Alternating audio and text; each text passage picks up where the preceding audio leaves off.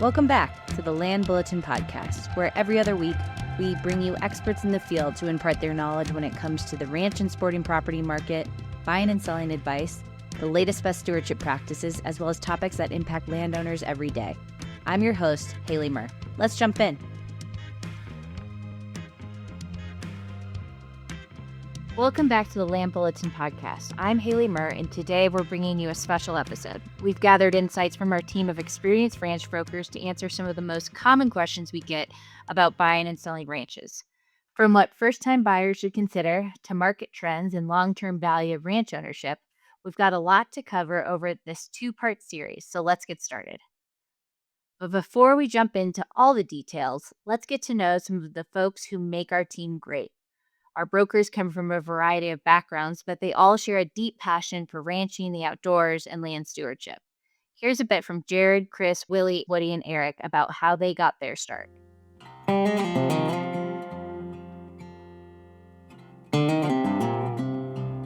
My name's Jared Souza, and I'm one of the senior vice presidents of Murr Ranch Group, selling ranches. So I got started with Murr, it's been about 14 years ago now. I actually was a assistant manager on a ranch that was that Ken used to come up to and visit quite a bit. He was best friends with the owner of that particular ranch. So when Ken first was starting Murr Ranch Group, he would bring some of his clientele up there. We became good friends, and then I wasn't interested in doing anything else but chasing cows around and being on the ranch. And then finally, I got married, and my wife and I were expecting our first child, and I decided it was probably time to get a little more serious and figure out a way to make a little better living than the ranch was able to give me. And that's when I started selling real estate for Murr Ranch Group. My name is Chris Caroon. I'm a broker with an affiliate with the Murr Ranch Group, licensed in both Utah and Idaho. I was attracted to the Murr Ranch Group because of their expertise and the level of marketing that they do. They're also very boutique. They're not a huge firm. There are a lot of good firms that serve the Western markets, but not a ton in Utah. So it was kind of a natural that I was able to help Ken and his team in their efforts to market Utah properties. We're a little different out here in Utah, but it's worked out well. My name is Willie Straza. I've been working at Murr since 2003.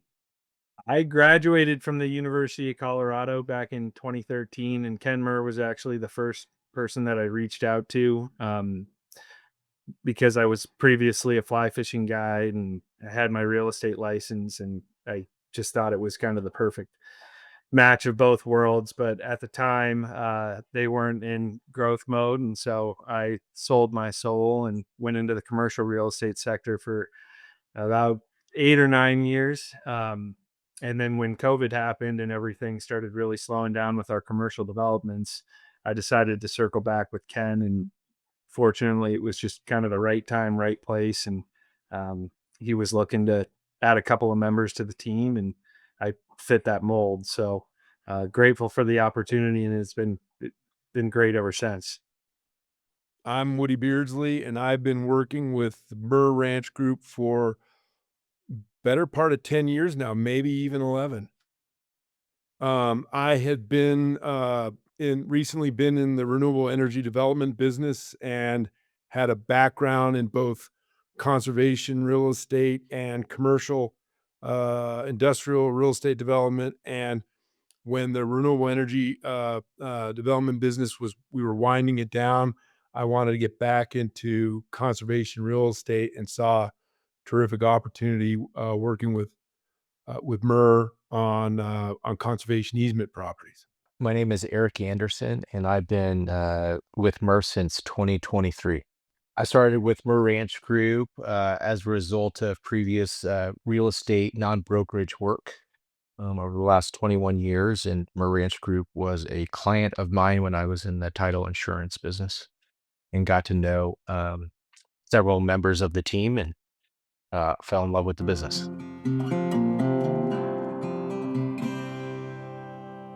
Now that you've met some of our brokers, it's time to dive into what you should know about ranches out west. If you're thinking about buying a ranch, there's a few key things to consider before making the leap. It's more than just buying land, it's about lifestyle, management, and making a solid investment. Let's hear from Jared, Willie, Eric, and Chris about what they ask buyers right from the start.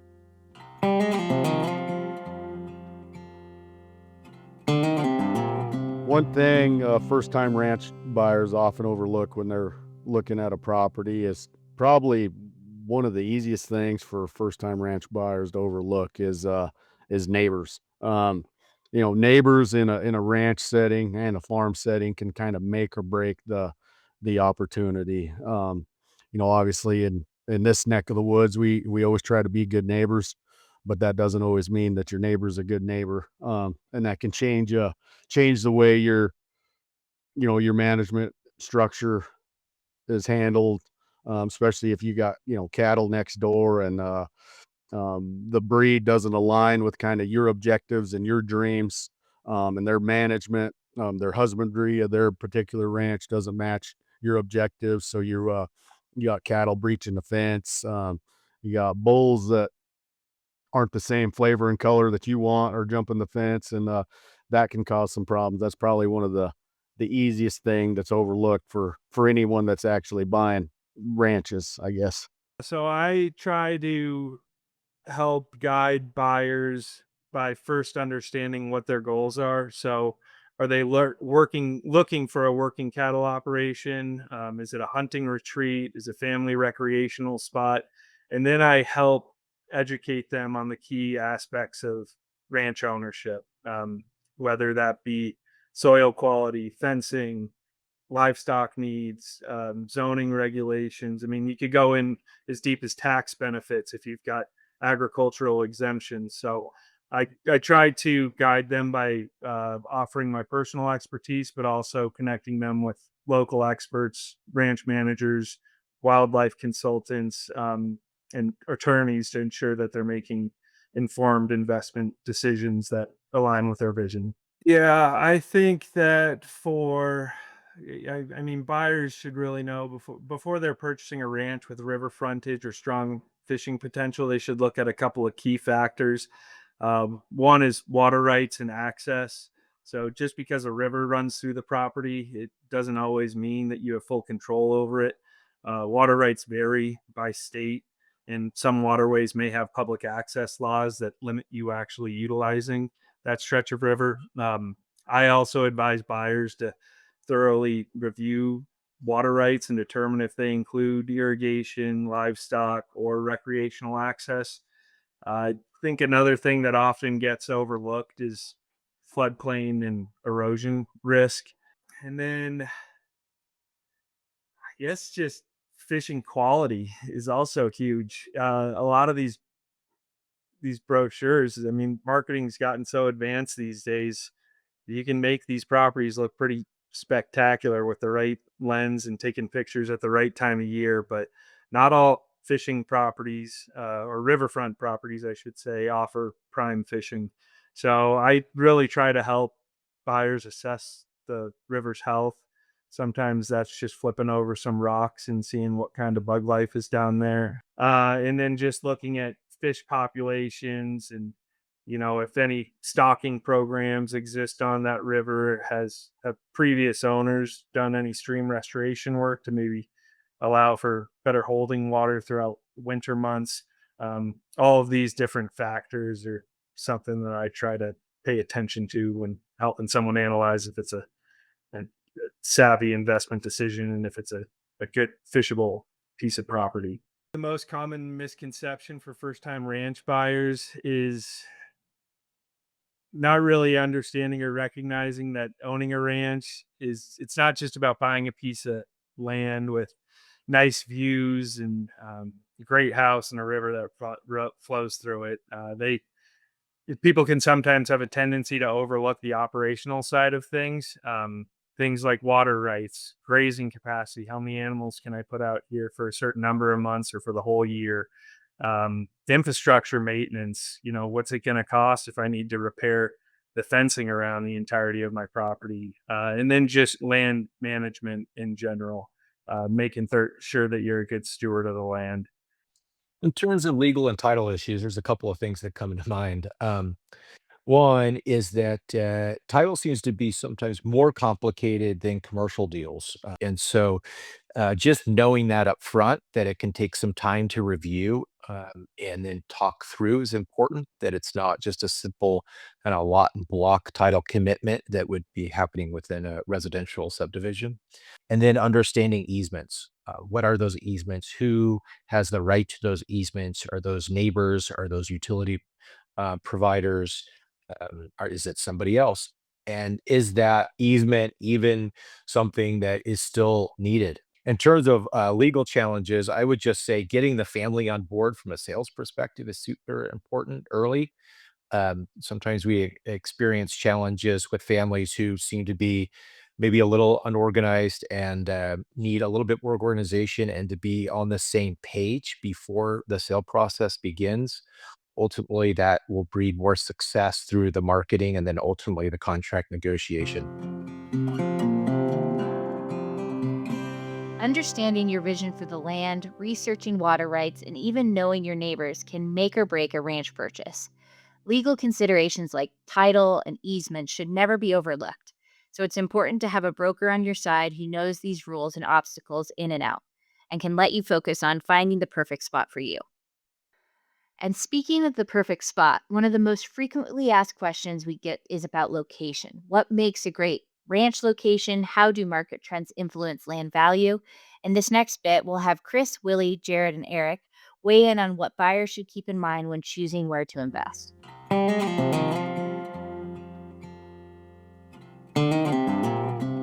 We have this beautiful, the southern red rock, that kind of iconic landscape, and there's very few available properties that come to the market in say southern Utah that would be considered kind of premium recreational ranch properties. Of course, northern Utah, we've got more mountains and more alpine type property that's typically would see in southern Idaho and or throughout Idaho and Montana and Colorado. So the landscape's different, and then just the volume of transaction is a lot less than what you see in the other states. My first question is, why are you buying? What's the motivation? Um, what are you going to use it for? Location. Everybody wants a ranch that's close to at least a recreational property that's close to an airport, even if it's a hunting property that's within, an hour or so from Salt Lake City, Salt Lake Airport. That's a big deal. How often are you going to use it? If it's purely a production property for agriculture or cattle, that maybe is not as important of a characteristic. But why are you buying it? What's the intent? How often are you going to use it? Are your kids going to be interested in it? That's always a big question. I always like to look for areas that are, kind of maybe not the most popular places to buy real estate, but I see it that have good long-term potential based on, you know, kind of the infrastructure of nearby towns or other amenities that are nearby. So there's a lot to look at when you're buying a property, and but most of the stuff, there's such little private land in Utah that I kind of look at everything out here as a good investment. I've seen a lot of positive impacts associated with our conservation easements due to, it's a great tool for succession planning. It gives an opportunity for the next generation to kind of hold on to that ranch. Um, Another real important aspect for me is if it ever falls out of that family's hands, at least their legacy remains. The ranch that they've assembled or grandpa assembled for the last 100 years is going to be the same when the next 100 years from now, and that's kind of one of the biggest positive impacts I've seen. Yeah, there has been, in my mind, a significant increase in demand for river properties. I think there's a couple of key factors that are contributing to that. One is just an increased interest in outdoor lifestyle. There's more buyers from these urban areas that are looking for properties where they can enjoy fly fishing or kayaking or waterfront relaxation kind of without the crowds. And then I think a second factor is also it's just I've seen it have pretty strong investment potential. If you're working with a finite resource when you've got a riverfront property, and high quality fishing properties, they tend to hold or increase in value over time. So many buyers have been looking at this as a hedge against inflation while also providing them with an opportunity for personal enjoyment. I think it's just a factor of supply and demand. So you've got a rising demand and a limited supply of these properties at the end of the day. So especially waterfront properties with private fishing access, it's just a limited resource, and more buyers are looking for secluded, high quality recreational land. So I expect those prices to stay strong, and those top tier properties are eventually going to become even harder to find. And so we're seeing kind of an interesting phenomenon where there's not a lot of inventory and there are a lot of buyers, yet buyers aren't willing to make irrational or emotional decisions, and they're willing to do their own diligence and take the time needed to make good decisions for them and their family, which is great because then that breeds success for what we were talking about earlier, which is creating a sustainable and multi-generational, legacy asset for a family. It's important to consider what's a priority to you, whether it's proximity to an airport, the availability of recreational opportunities, or the uniqueness of a region. There's a lot for buyers to consider when looking at ranch ownership. Demand is growing for high quality properties, and the right purchase can be both a lifestyle upgrade and a smart investment. But investments aren't just financial, they're personal as well. Owning a ranch isn't just about the land, it's about the experiences, legacy, and creating memories. From raising your kids to passing the property down through generations, the value of a ranch goes beyond dollars and cents. Let's hear what Chris, Jared, Willie, Woody, and Eric have to say about the lasting impact of ranch ownership.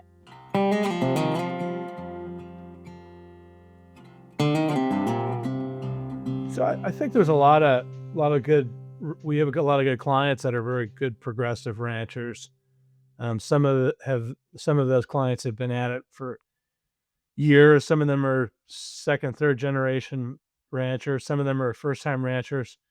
But they're all really, Utah has a really good conservation um, kind of mindset. So we water is a limited resource, and most of our clients out here are really good, continue to be good stewards of the land. And most of the folks that are just getting into ranching, they perceive the value of good ranching practices, um, which a lot of them have been doing for generations. And farmers and ranchers by nature are good conservationists. So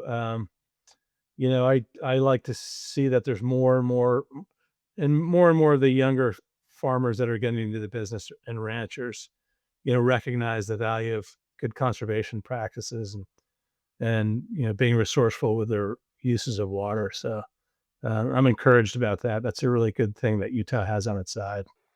So the balance between development and conservation in Wyoming's future is, that's time will tell. Obviously, no matter what, for any economy to thrive, there has to be some development, right? There has to be some wind, there has to be some solar, there has to be some, housing, there has to be some oil. That's just the nature of the beast. So, you know, the unique aspect about that and what that looks like as far as conservation and development is we just got to be real strategic about preserving some, real important landscapes, like our migration corridors, for example, are kind of a hot topic right now. And if we went and severed them migration corridors, and a lot of people don't really understand this, but that particular mule deer herd that's reliant on that migration corridor, they can't just shift routes um, and go a different direction, right? That means that they just they disappear. So that's going to be probably one of the biggest things as far as conservation and development in the near future, is just trying to maintain corridors to keep them intact and ensure our big game population can survive for the next 100 years. One thing that makes ranches a good investment beyond just the land itself is obviously the lifestyle and the non-tangible assets or goods that comes with that. I think of all the opportunities that I've had on ranches I've managed, or ranches that I've um, been able to tour over my career or lifetime, and it's my daughter's first deer, or my son's first fishing trip, or I think a lot of that stuff has way more value, and it's way more important in life, and on an asset base than just the land itself. Obviously, it all comes from the land, but it's not all about the land. I think Colorado is a really great example of what can be accomplished with conservation. And we've got a fairly robust set of incentives for conservation, both federal, state, and local level, for dollars available for conserving properties, tax incentives, tax credits for conserving properties. And in Colorado, I think we increasingly have very real market evidence that in particular markets, the highest and best use of a property is as a protected ranch or protected open space or protected habitat, if you will. And since the old adage, they're not making any more of it, is true. More and more people are going to want it to be what it is, and not a bunch of condos, and not just another development. I think that what gives it inherent value is that it's not the commercial industrial world. And so I remain bullish on conservation. I think we're going to continue to see, we've had at least 30 years of very robust conservation efforts here in Colorado. You're seeing that pick up in places like Wyoming, in states like Wyoming, New Mexico. They don't have anywhere near the development pressure that we do in Colorado, but they see the inherent value of conserving it as natural or working lands. I think next generation involvement is absolutely critical when you start talking about passing properties down to the next generation. They've got to be involved quickly and often, and have buy-in to projects. And they can be simple projects, but if they're responsible for something, then that allows them to feel good about contributing to the greater good. And then ultimately, they have that emotional tie, which is usually breeds great success.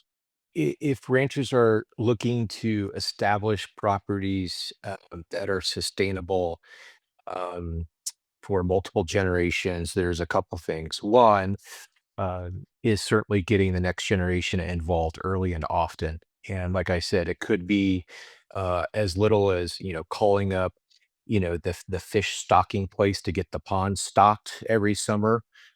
But I think that getting the next generation involved, and multiple people from the next generation involved early and often, and having fun. I've talked about chores, but also just having a blast and having their friends come up to the ranch and talk about the ranch at school, and really be proud of it, and not shy away from it, and enjoy the pride and the joy humbly of having friends and family up to the ranch that haven't experienced that before. Really leads itself to the emotional connection to the land. And that will serve probably as the biggest key to future generations being able to hold on to it. An emotional connection to the land is really what drives families to be invested in ownership for generation. And as you've heard, making strategic decisions, whether through conservation efforts or collaborative ranching among family members, helps ensure these properties remain part of a family's legacy. Thanks for joining us for part one of Ask the Brokers episode. We hope this gave you some valuable insights into the ranch buying process, key market trends, and the deeper value of land ownership. And we'll see you next time for part two of this series. Thanks for joining us today. To learn more about the ranch real estate market or our ranch marketing process, make sure to subscribe to our newsletter on our website at merranchgroup.com or give us a call at 303-623-4545. See you next time.